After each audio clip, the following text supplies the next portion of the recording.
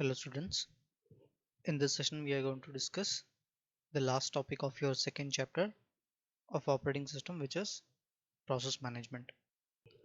In this topic we are going to discuss what is multi-process scheduling, what is real-time scheduling, and the evaluation of all the algorithms. That is, we have studied different types of scheduling algorithms like first come first serve, and we have discussed what is shortest job first. We have discussed round robin algorithm, and we have also discussed one more type of algorithm called as priority based scheduling.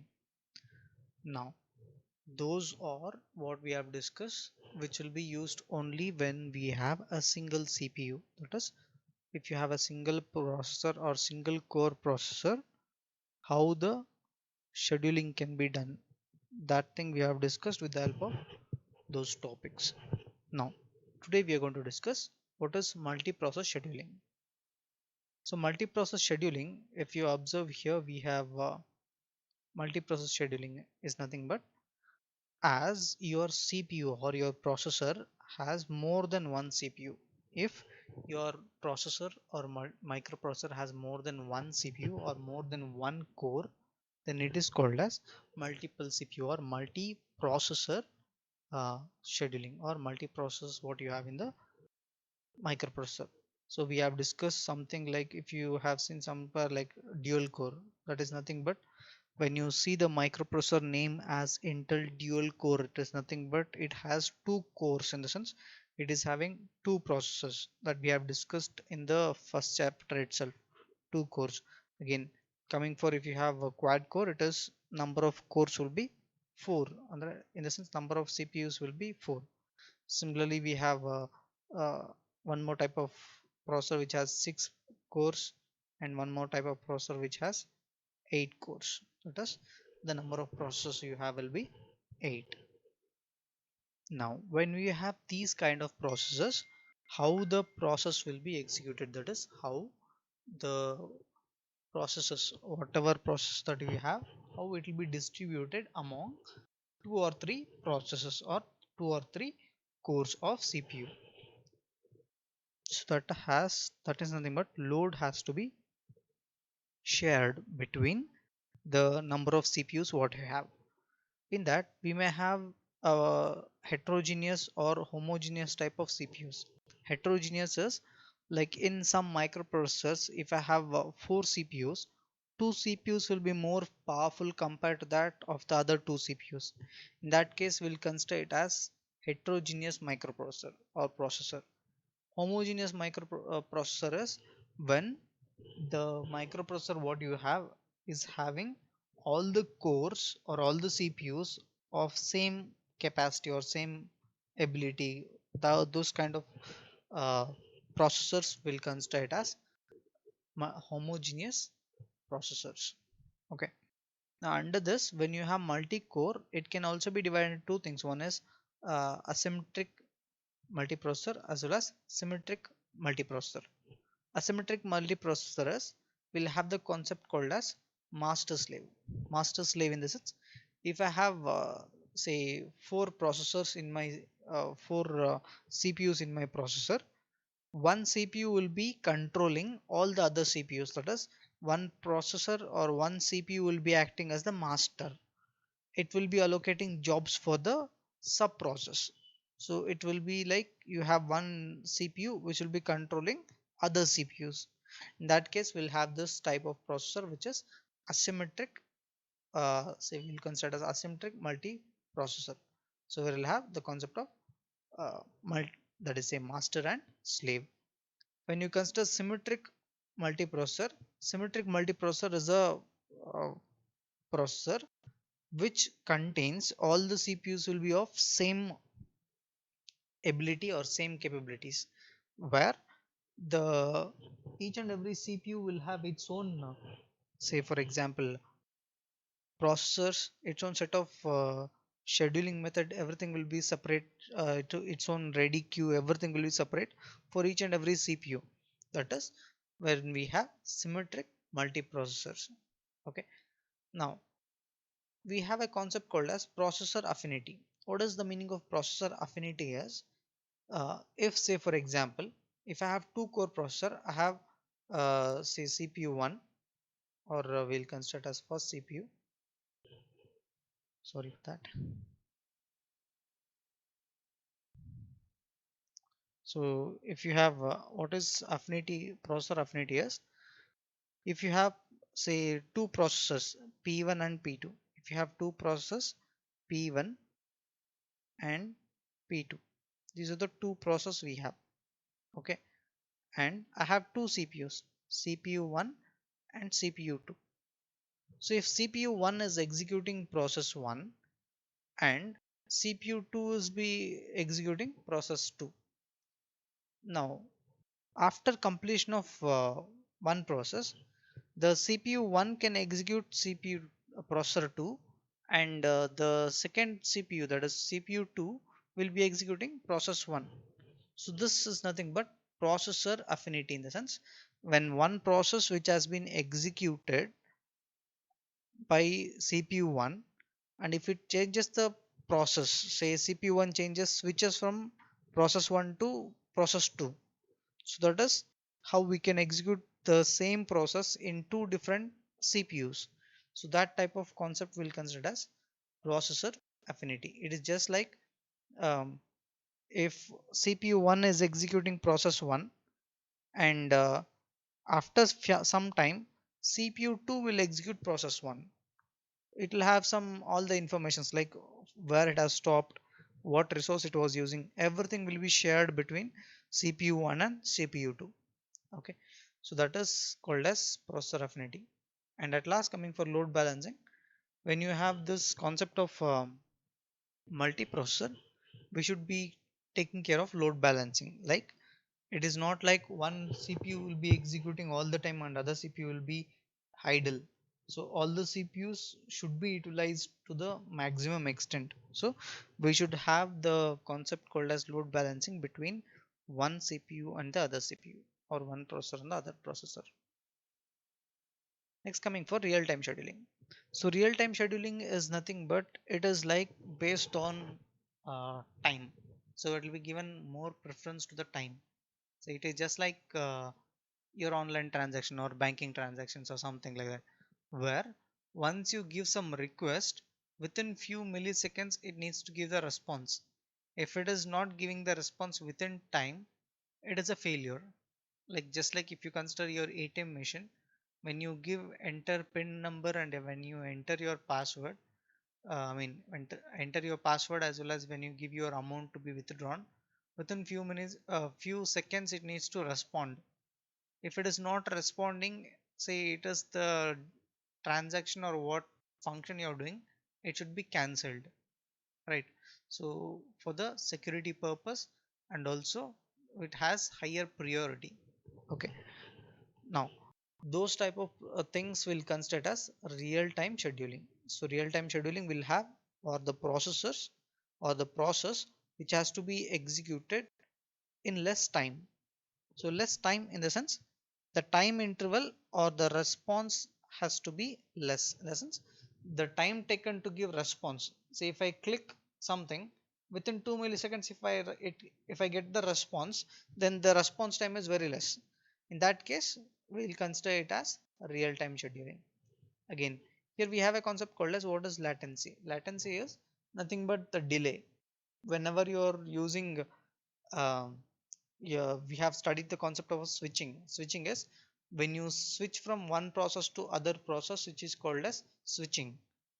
So the time taken by the CPU, or the time taken to switch between one process to other process, so those things will consider as latency.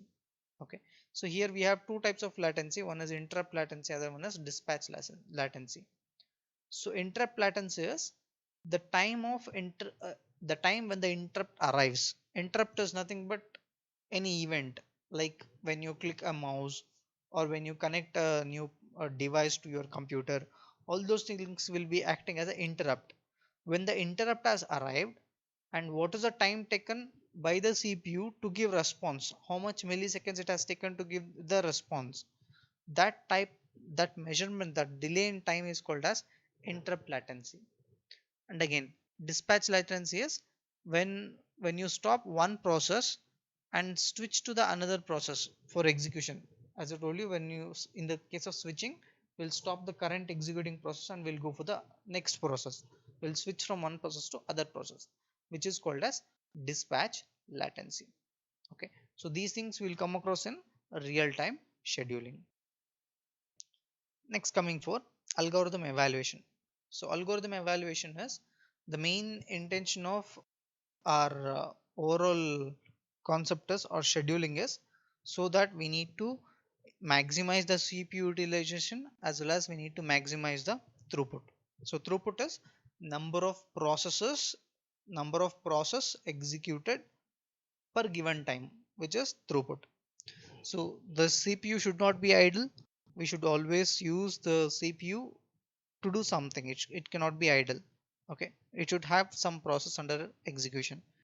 And throughput is how many processes or how many process has been executed per given time. It has to be maximum. Okay, so that is the evaluation of algorithm. So here, how to evaluate the algorithm? Algorithm can be evaluated in four ways. One is deterministic model, and queuing, simulation, and as finally coming for implementation. First, we'll see what is deterministic model. In deterministic model, what happens is, say for example, if you consider this example of I have four process P1, P2, and P3, P4, which has some time like 8 milliseconds, burst time as 8, 4, 6, and 2, which is in milliseconds. Okay, so that is the time required for those CPUs to complete its execution. Now when I give the same load or same work in the form of first come first serve, then the chart will be something like this, where we are going to find average waiting time for all the three types of scheduling algorithms. When I'm using first come first serve, I'll be getting an average of 9.5 milliseconds. When I use shortest job first, I'm going to get the average waiting time as 5 milliseconds. When I use round robin algorithm, I'll get average waiting time as 11 milliseconds. So here if you observe, we have the same problem, same processes with same burst time, and when it comes for its implementation, the time taken by shortest job first or the lowest waiting time is 5 milliseconds, which will be the best model for these type of process. Okay, so like that we need to analyze based on the given process and the type of scheduling we can use. Okay, so which is the way of analyzing the algorithm. Next is queuing model. Queuing model is, it is simple that we have a concept called as client and server. The device which is requesting for information will be acting as client, and the device which is giving the response will be acting as server. For example, if I press something on your keyboard or mouse, then that keyboard will be acting as a client. It is giving some information to the process. Then process will be acting as a server. Once the process takes that information, it will give back the response to the uh, or it will send that information onto the monitor. Okay, so which will be again acting as a input output functions. So where each and every device will have its own queue. IO queue will be there, which will be performing, which will be used for performing input output functions. Similarly, for each and every CPU will have its own queue. So there we need to find what is the average waiting time and what is the time taken to provide the service. Okay, based on those two things, we are going to calculate the rate at which that particular model is working, where we will have these two symbols like lambda, which will be representing average arrival time, w which will be representing average waiting time, and the number of process leaving the queue, in the sense from the queue how many process has completed its execution or it has left the queue. So that will be measured by using this formula called as n into lambda, n equal to lambda into w, which will be representing the number of process that can be completed within the given time with what is the arrival time and what is the average waiting time. This formula is called as Little's formula. Okay. Next, we are going to discuss simulation and implementation. So, simulation is we are going to provide, say, whatever process we have given in the previous example, like deterministic model.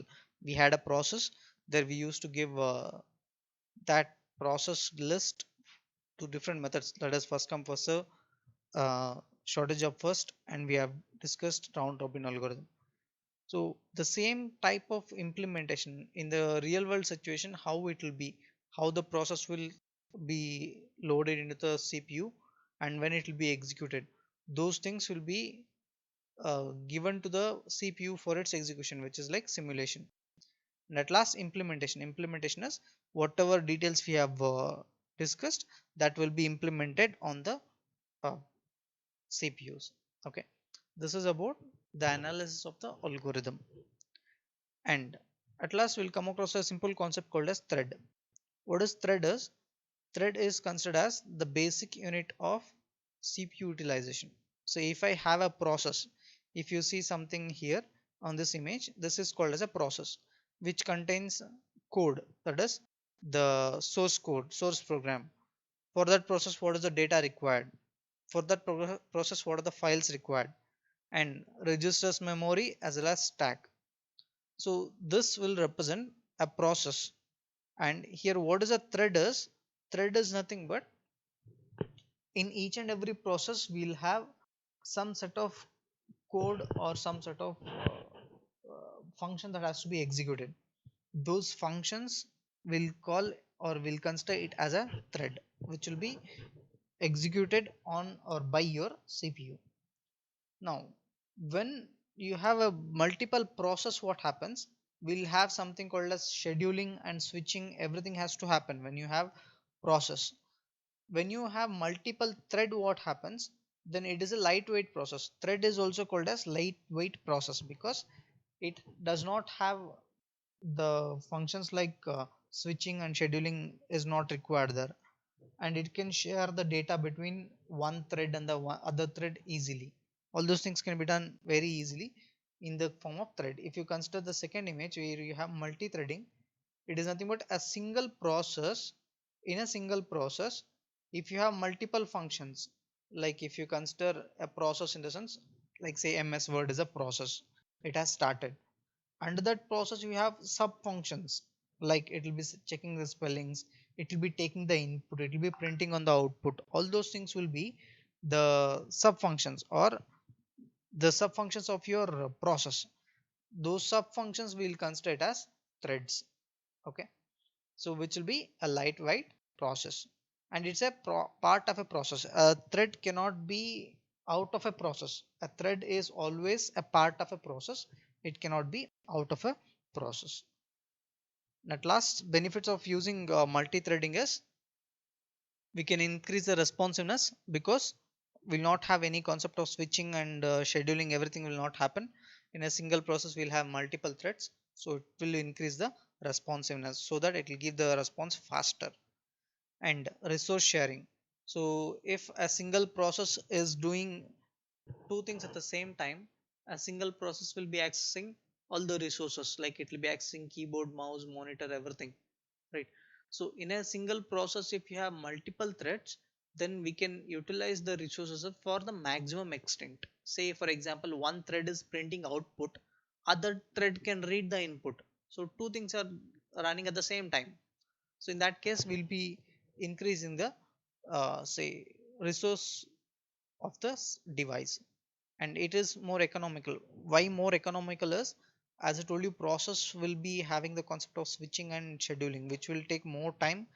And if you want to increase the speed of the process, we need to use more memory and more CPUs, which will be complicated and which will cost more. To avoid that, we'll be using threading concept, which will increase the economy also. And scalability also, scalability is you can have maximum amount of functions in a single process. So a single process we can do multiple things at the same time, so that is like scalability. And at last you can just go through the difference between process and a thread. Processes instance of a program, as I told you, if I have a MS Word software, if I click on it, if I start it once, it will create a process or a process of MS Word. Thread is under that process, if you have any sub functions, those things will be acting as thread. So, and process are independent of each other, that is one process will be independent of other process. Threads are interdependent in the sense, one if I have a process, in that process whatever threads are there or sub functions are there, that will depend on one another. Okay, where they are going to share a common memory between them. Okay, and each process is treated as a new process, but thread does not mean that it is a new process, it is a single process under which we have multiple threads. Okay, so then coming for when you block one process by the process execution can be blocked and process execution can continue when the based on the operating system response. But the user can control the thread starting and blocking of a thread, everything can be controlled by the user, whereas process can be controlled by your operating system. It will be controlling execution and blocking of that everything. And context switching is will happen in process, whereas context switching between thread will happen, but it will be more faster compared to process. And again we have data segment and which is independent. Data segments are independent in process, here it is dependent. Okay, now operating system takes more time for terminating process, thread can be terminated with little time. So thread has needs less time to creation, operating time that is a process needs more time for creation because it is created by your operating system. So these are the last topics of your chapter 2. By this we'll complete our chapter 2 of operating system. From the next session we are going to discuss regarding Unix. Thank you. I'm going to end the session here.